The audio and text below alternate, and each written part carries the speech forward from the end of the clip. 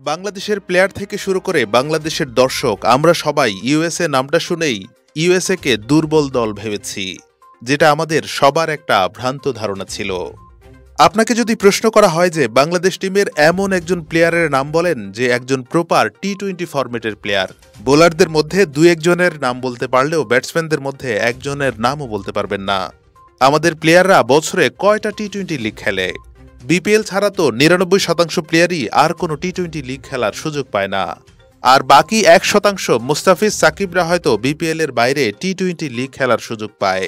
কিন্তু আপনি কি জানেন ইউএস এর প্লেয়াররা সারা বছর বিভিন্ন টি-20 লিগ খেলে বেড়ায়? বাংলাদেশের বিপক্ষে ইউএস এর যেই ১১ জন খেলেছে সেই ১১ জনের যেসব লিগে খেলার অভিজ্ঞতা রয়েছে তার কয়টা বাংলাদেশ দলের প্লেয়ারদের রয়েছে? গত বছর ইউএস এর নিজস্ব টি-20 লিগ চালু হয়েছে, যেসব টিমের অধিকাংশ মালিকানা আইপিএল এর দলগুলোর।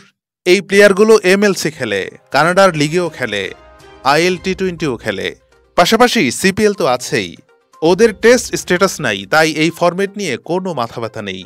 ওয়ানডেতেও ইউএসএ এত ফোকাস করে না, তাদের ধ্যান জ্ঞান সম্পূর্ণ টি-20 ফরম্যাটে। প্রত্যেকটা প্লেয়ার বছর জুড়ে বিভিন্ন ছোট বড় টি-20 লিগ খেলে বেড়াচ্ছে, আর আপনার দলের অধিকাংশ প্লেয়ার মিরপুরের মরা পিচে বছরে ১ বা ২টা টি-20 লিগ খেলার সুযোগ পাচ্ছে। সুতরাং প্রকৃতপক্ষে কাদের টি-20তে বেশি ভালো খেলার কথা?